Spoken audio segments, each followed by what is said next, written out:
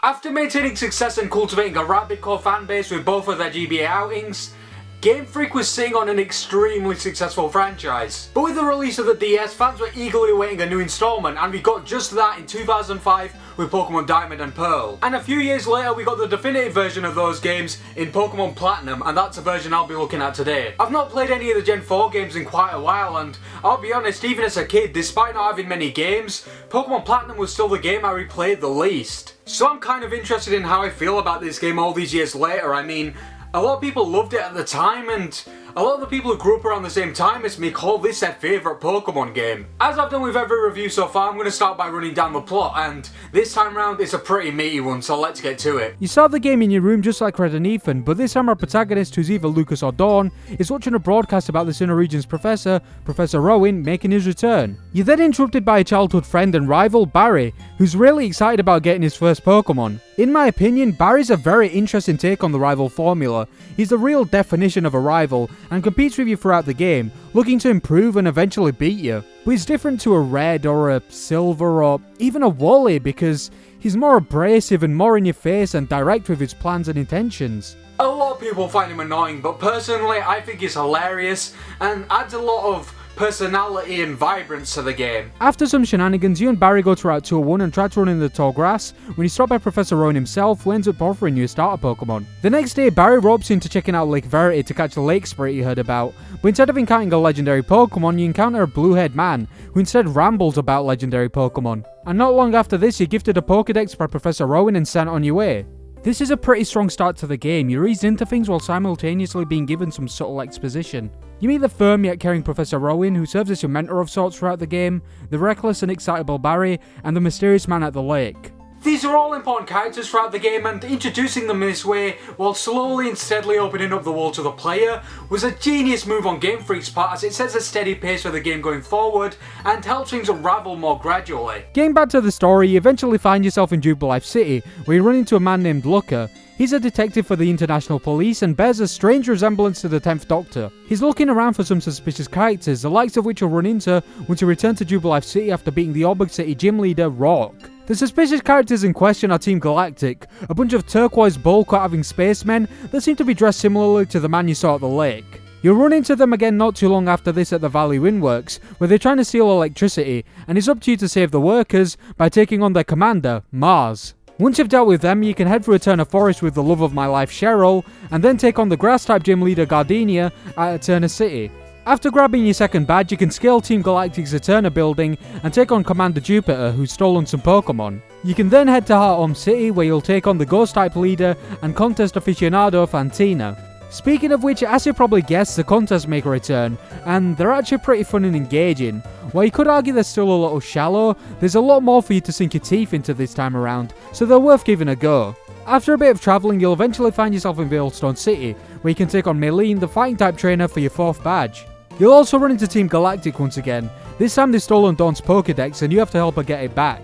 Once all of that's wrapped up, you can head to Pastoria City, where you'll fight the Water-type Master Crasher Wake, and also chase after a Team Galactic grunt who left a bomb in the Great Marsh, which is this game's version of the Safari Zone. After you beat him, a woman named Cynthia shows up who you met earlier in the game, and she asks you to deliver a charm to a grandmother in Celestic Town. Upon arrival at Celestic Town, you discover a Team Galactic member threatening to blow up the village ruins. After beating him, Cynthia's grandmother thanks you and tells you about the legends and mythos of the Sinnoh region, at which point the blue-haired man shows up and introduces himself as Cyrus, the boss of Team Galactic, and reveals his plan to capture the 3 lake spirits, Mesprit, Azelf and Uxie. You end up battling him, and after you're done you can head far west to Canalave City. It's a beautiful little port town with a library full of books pertaining to the lore of Sinnoh. Here is where you can grab your 6th badge from the Steel-type leader Byron, who also happens to be Rock's dad. After being Byron, you meet up with Barry, Rowan and Dawn, so Rowan can talk to you about research or something, when a bomb goes off at Lake Valor. You go to investigate and run into Galactic Commander Saturn, who tells you you're too late and that he's already captured Azelf.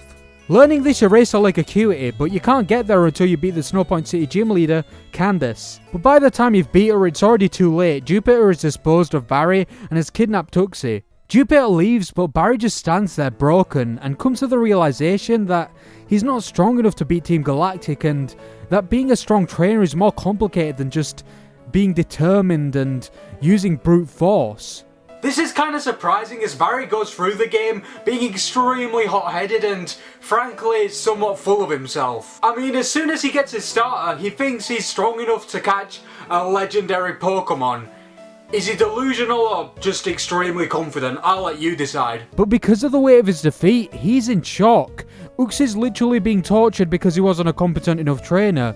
Jupiter mocked him for having dreams of becoming a champion, and it's all obviously having an effect on him. While Barry may not be the most complex character or even the most complex rival in the franchise, this sequence of events really helps flesh him out and give his character another layer. Now that all 3 Lake Guardians have been captured, you're left with no other option than to take on Team Galactic directly. So you head to their headquarters in Veilstone City to do just that. Once you've scaled the building, you come face to face with Cyrus, who tells you about his plans for creating a new world in his image using legendary Pokemon, as he finds the current world to be full of imperfections. He also goes on to state that he finds the grunts and the commanders to be useless pawns, and that the new world is solely for him and not Team Galactic as a whole as his underlings seem to think.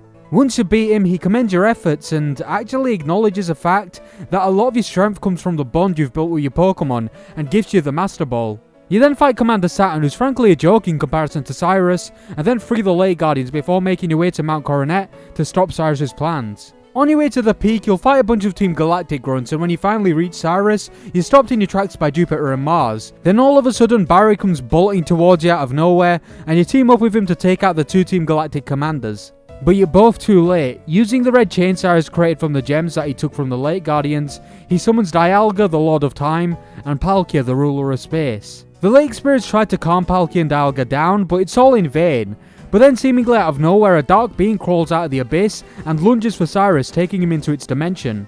Cynthia then appears, explaining that this being is called Giratina and is essentially the Satan of the Pokemon universe. Then both of you jump into the portal to the Distortion World after the Lake Spirits to help save the world. The Distortion World is probably one of the most interesting and memorable places in the entire franchise. Everything's all topsy-turvy and weird, and it actually kind of raises more questions than answers. Regardless, you eventually catch up with Cynthia and Cyrus thanks to the Lake Guardians.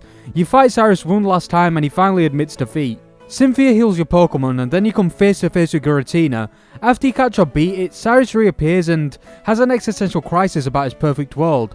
And after a back and forth with Cynthia, he vows to make his dream a reality and runs off. With the world saved, you can finally carry on with your badge hunt by taking on the Sunyshore gym leader Volcaner, not to be confused with Falconer, for your final badge. You can then scale Victory Road, which is a pain because of how many HMs you're required to use. And then you'll eventually reach the Pokemon League, but before you can take on the Elite Four, Barry bolts into the building itching for one last battle, and he's decently tough and has seemed to grow a lot as a trainer and a person.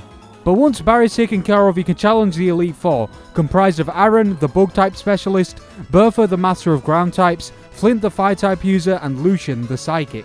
This Elite Four goes pretty hard, but with all members defeated, all you have left to do is take on the champion, and surprise surprise, it's Cynthia, and she's packing one of the most insanely strong teams in the entire franchise. She's arguably the strongest champion overall, but with enough patience you'll be able to take her out and claim your throne as the new Sinnoh champion. And that's it for the plot of Pokemon Platinum, and it's a pretty intense one. The stakes were raised in Pokemon Emerald when the entire balance of nature was at stake, but this time, the entire universe was at stake. And I've got to say, it was pretty cool.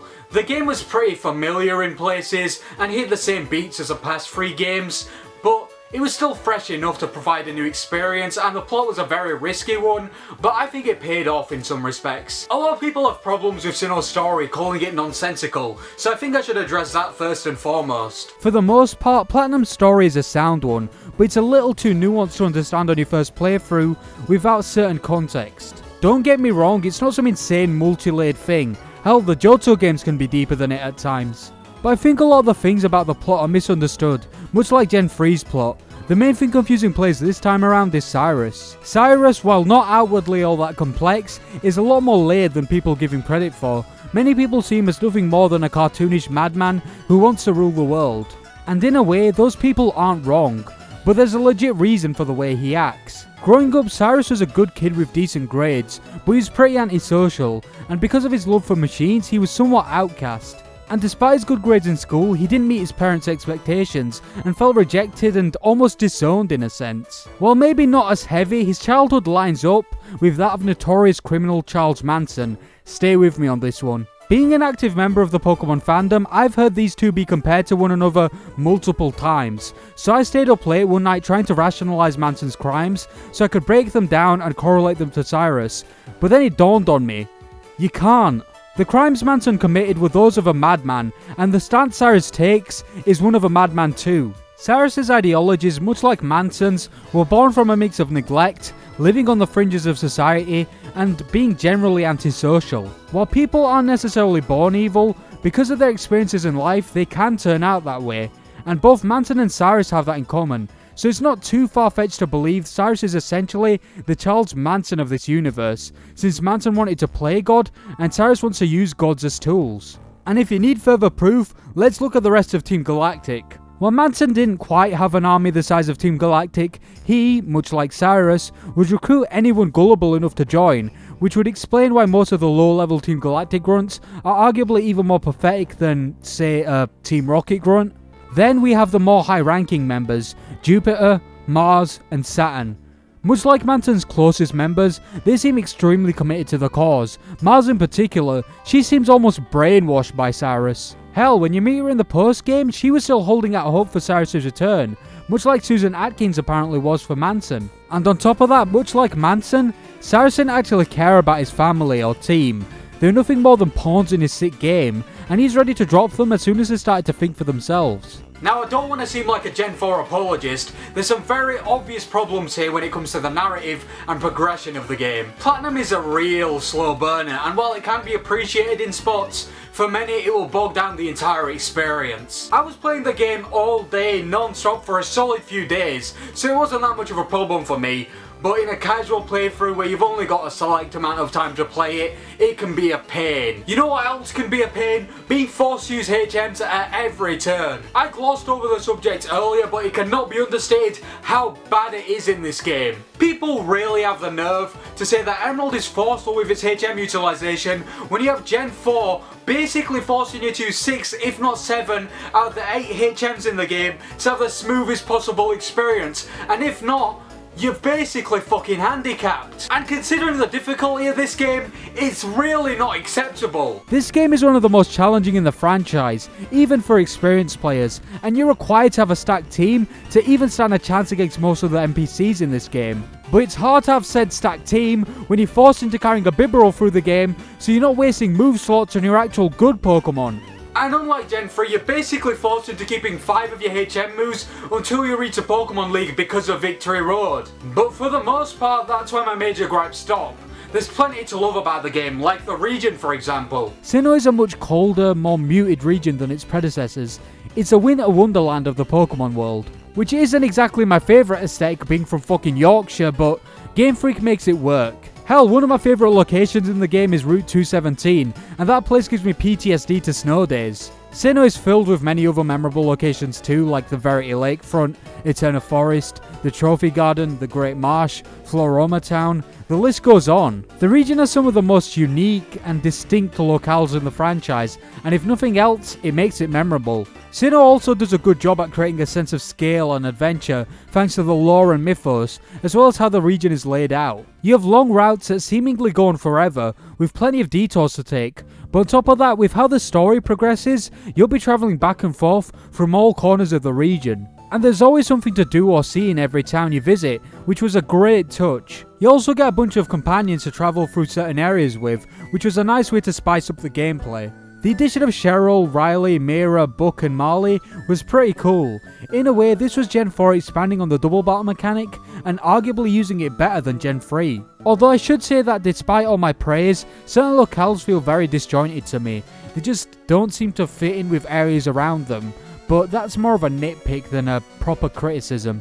One thing I can say for certain though is that the graphics are a major step up. While maybe not my personal favourite overworld style in the game, it's hard to argue against the graphical style. While I think the colour palette is a little washed out and dull, the mix of 2D sprites with simple 3D models creates a pretty effect and actually holds up surprisingly well.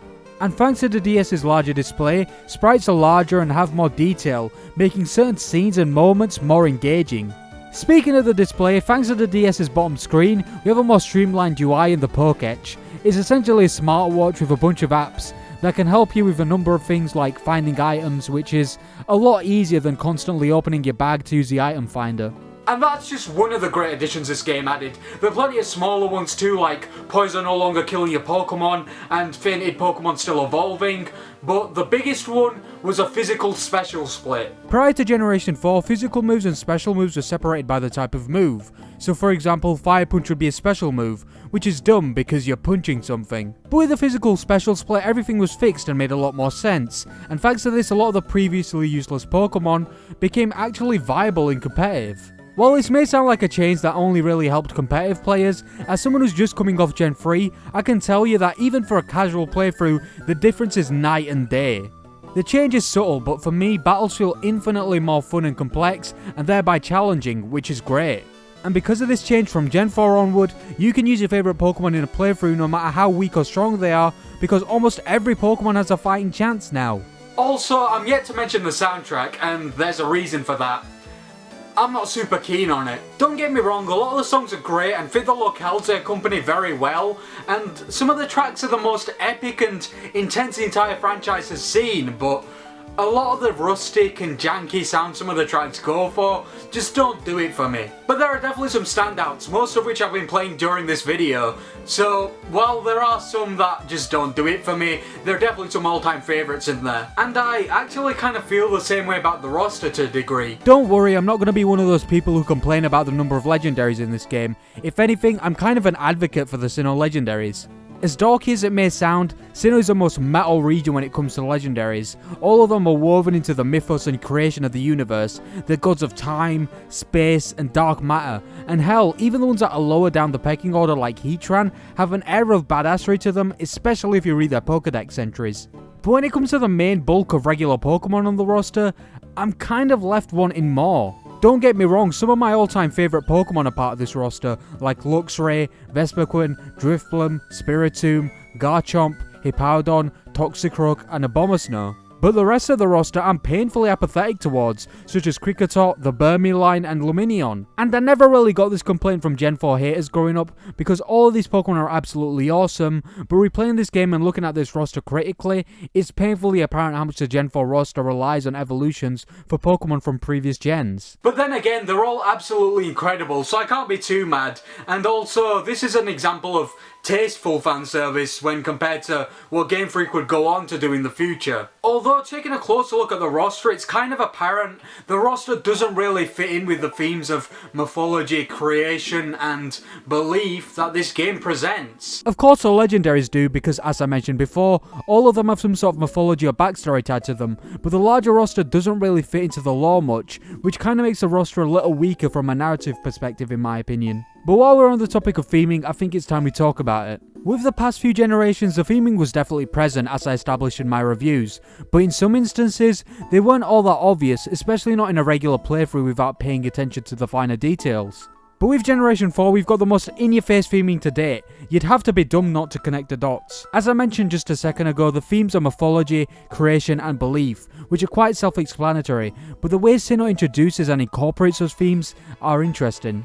By the time you reach Eterna, the themes are clear as day, with the introduction of the statue that vaguely represents both Dialga and Palkia, and Cyrus's ramblings. And then throughout the game, you're gradually fed more and more of the history and lore of the Sinnoh region, and the Pokemon universe at large. Legend tells of a Pokemon named Arceus, born from an egg in a place where there was nothing, and then it shaped the entire universe, essentially serving as a god and creator of all Pokemon. It then created what we know as the Creation Trio, Dialga, Palkia, and Giratina, who are in charge of time, space, and antimatter as I mentioned before. Following that, the Late Guardians were created, the Being of Knowledge, Uxie, the Being of Emotion, Mesprit, and the Being of Willpower, Azelf. And from there, the Pokemon universe as we know it was created, with new legendary Pokemon cropping up over time to oversee various aspects of the Pokemon universe and Pokemon world. You learn about all of this naturally throughout the game, but the finer details are discovered by visiting areas like the Canalave Library, reading Pokedex entries, and talking to NPCs. Much like the people of Johto and Hoenn, the people are tied to the themes of the region. The people of Sinnoh live in the past, but not in a negative sense. It's in more of a traditionalist sense. They're quite similar to the people of Johto in that they hold their traditions and history in a very high regard. There's a strong sense of community in every part of Sinnoh, and while some of the finer details of the legends of their region seem to be lost on the newer generations, they still haven't let go of their beliefs in these deities. And that's strengthened by the centerpiece of the region, Mount Coronet. The people of Sinnoh have carved out entrances, making the place where the Creation Tree on Arceus rest, a place that connects different sections of the region, making the region feel more connected and homely.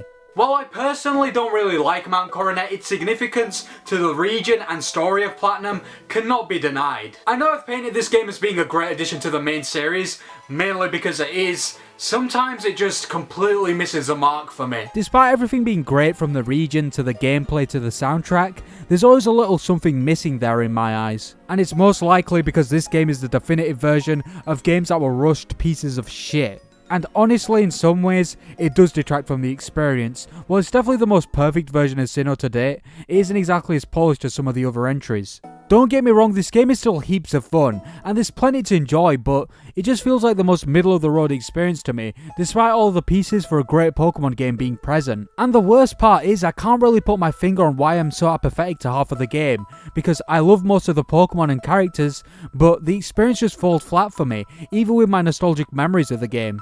I hate to end this video on a sour note, but I thought I should be honest about my feelings toward this game. But don't let my weird feelings deter you, this game can still be a really fun experience. Despite being slow in places and lacking polish in others, this is a pretty strong start to the DS era of Pokemon, and it's still worth checking out today.